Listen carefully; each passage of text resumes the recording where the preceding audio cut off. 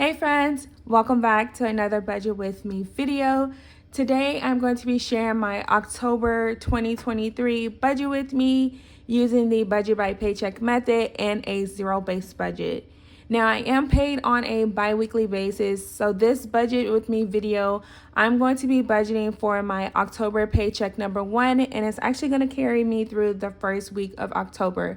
So let me know in the comments, you guys, if you got paid today as well. And let's go ahead and get straight into today's budget with me. So as I mentioned, I am paid bi-weekly. And so my October paycheck number 1 is in the amount of $1,777.70 that I am going to be budgeting for my bills, my cash envelopes, and savings challenges, you guys. So the first bill that is going to get paid on this bi-weekly paycheck is going to be my car note. My car note, I do pay on a bi-weekly basis. I did mention in another budget with me video, if you're paid on a weekly basis, what I would do, let's say for example, your car note is $400. I would simply split that into $100 on a weekly basis. And what that will do is give you that extra payment every year, but it also helps cut down on the amount of interest you're paying. So if you're not splitting up your car note and you're able to, I will strongly encourage you guys to do so. The next bill that I have to pay on this October paycheck is going to be my light bill, you guys. If you're new to my channel, I do like to kind of estimate how much my light bill is going to be. And then I take about half out on the first paycheck. And then that way the second paycheck, I can take out whatever's remaining to satisfy the balance. So for this bi-weekly paycheck, my light bill actually is $451, you guys, and 54 cents, which is absolutely insane. If you're following me on Instagram, then you probably already saw this. But I got the bill in the mail, I want to say last week, and it was like $448. But once you put in I think it's like $2.95 for the payment processing or whatever, it ended up being $451.54. It did say that our family used 11,000 gallons of water last month, which is insane considering that we've only used 4,100 the month prior. So I'm not sure what's going on with that, but I did ask for them to come out to do a reread, and they said it could be a possible leak. So what I'm gonna do is just monitor it for the next month, because I refuse to continue to pay almost $500 for lights. And this is actually lights, water, and sewer that is combined into one bill, and it is through the city. But since I did go ahead and put away $200 on my first bi-weekly paycheck, this one I only need to take out $251.54, and that's gonna be able to satisfy that light/water/sewer bill. The next bill that I have for my October paycheck number 1 is my Atmos, which is my gas bill. I don't have the bill just yet, but last month, I think I budgeted out, well, it was initially $85, and I talked about this in my last budget with me as well. That one was a misread, and so they came out and actually replaced the meter. And so I think that bill was like $56. So because they had to go back a few months to charge me, I guess, for the misread, it was $56. So I'm anticipating less than $50 for this month's gas bill, but I am going to go ahead and put aside $50 for that bill. And if it is $50, great. If it's less, even better. If it does come out to be a little bit more, then I'll just have to make adjustments to my budget, which will likely come from my buffer account.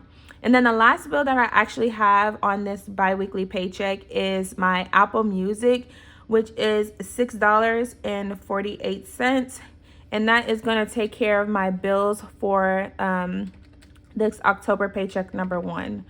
So once I take away the bills from this bi-weekly paycheck, let's see, $251.54 minus anticipated 50, and then the $6.48. That then leaves me with $1,220.05 that I can now budget into my cash envelopes and any type of savings that I want to do. So the first thing that I like to do is write down these different variable expenses. So for me, that's my groceries, gas, household, self-care, and family funds. So these are just things that I spend money or cash on a daily or weekly basis. And lately, it's been kind of consistent within my budget. If I do need to make some adjustments, then I will just kind of monitor the month and say like, hey, do I need to go up, increase, or am I okay where I'm at, or just make those necessary adjustments. So for the first one is groceries. Now, I am a family of 5, and we have been doing $100, then I slightly increased it to $125. But because I am really in save mode right now, you guys, because of wanting to buy our future home or forever home, I just want to cut back as much as possible so that we can have, more than enough and not really necessarily need to use the proceeds from our house sale to be able to put down or pay the closing costs or etc. So we are going to go back down to our regular $100 grocery budget.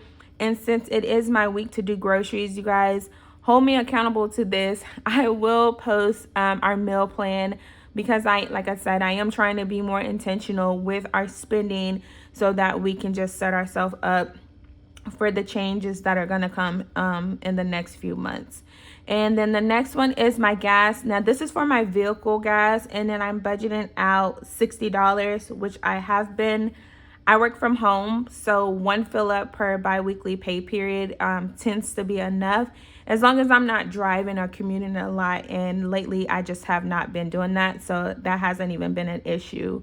So $60 is going for gas. Then the next one is household. Household is just for household items, toiletry, cleaning products, things that we need for the household. I typically like to put at least $20 in here if I'm able to. Sometimes if I work, more overtime, then I'm able to put more. But even if we don't have enough to take care of everything, we just prioritize the things that, cannot wait. So for this biweekly paycheck, I budget out $25 for household items. And I do have a few dollars, I think probably like $5 left from my last paycheck. But if so, then that would just mean that the household envelope now has $30 in it. But we'll see when I do my cash stuffing to be able to verify that information. So then once I take away, let's go ahead and take away the groceries, the $60 for gas and the $25. Then I have self-care and family. So again, right now I'm like in major save mode. But I still want to be realistic, you guys. So if you're working towards a big goal, do not restrain or restrict yourself in your budget for the things that that you like to spend money on. And so for me, self-care is something that I have not always incorporated in my budget. And sometimes I may not even do anything. But it's nice to know that, hey, if I wanted to spend money on myself, I do have that available. I don't want to just be so focused on, putting money towards saving for a new home that I neglect the things that really, are bound to happen. And so for that, self-care, this paycheck is getting $40. And you guys, I actually, I can't remember how much I budgeted out my last paycheck, but I actually bought concert tickets with my last self-care envelope, which I am proud of. It was kind of not even like expected until my friend brought it up. And I was like, of course, I have the money. Let's just go ahead and go. Let's do it.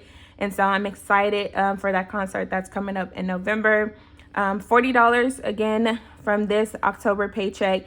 And then family gets $100. We did not spend as much from our last budget. So I'm only going to put $45 in there to add to what we already have. And that is going to kind of keep that family envelope at $100. I feel like that's a reasonable amount to put aside for family, since we are a family of 5, to be able to do some of the things that we like to do. That now leaves me with $950 that's going to be going towards savings. So if you missed it, you guys, I have already reached my goal of saving $10,000 in 2023.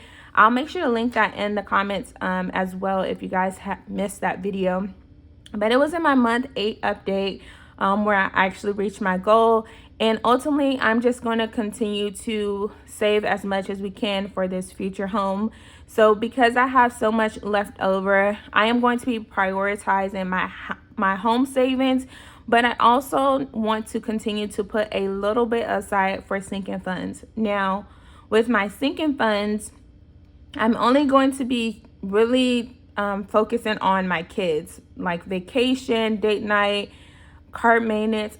I am going to kind of hold off a little bit on those just because, again, right now I'm just like in home, save mode, you guys. I have a little bit in those cash envelopes already, but with today's budget and October paycheck, we're going to go ahead and put $650 towards a new home, and that does go towards in a high yield savings account. So I know I get that question a lot, like, am I carrying all this cash on me? Absolutely not. I'm not that silly, you guys. So that goes into a high yield savings account where I earn interest on the account. And I think last month, I want to say that account actually earned $35, which was like the most that I've ever earned from a high yield savings account. So note to self, you guys, if you don't have a high yield savings account, make sure you go get one, like right now. Like, finish watching this video, but after this video, go open up a high yield savings account, whether that be with Ally, Goldman Sachs, Capital One. There's plenty others. Just Google high yield savings account. Do your own research, you guys, but they can be very, very beneficial.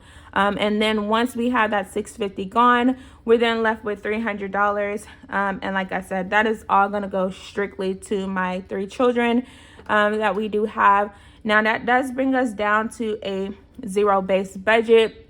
And that is how I budget out each paycheck, where every single dollar does in fact get a job and I don't have to wonder where my money is going. That is it, you guys. That is my October 2023 budget with me. Like I said, I do budget paycheck to paycheck, but I also use a zero-based budget so I can keep track of the numbers and not overspend. If you enjoyed today's video, as always, please give it a big old thumbs up. Make sure you subscribe to the channel. Use this video as a reference, you guys. Don't compare your numbers, and share this to anyone who you think could need help with creating a budget or their budget or needing ideas of what to include. As always, thank you guys so much for tuning in, and I'll see you guys in the next one. Bye.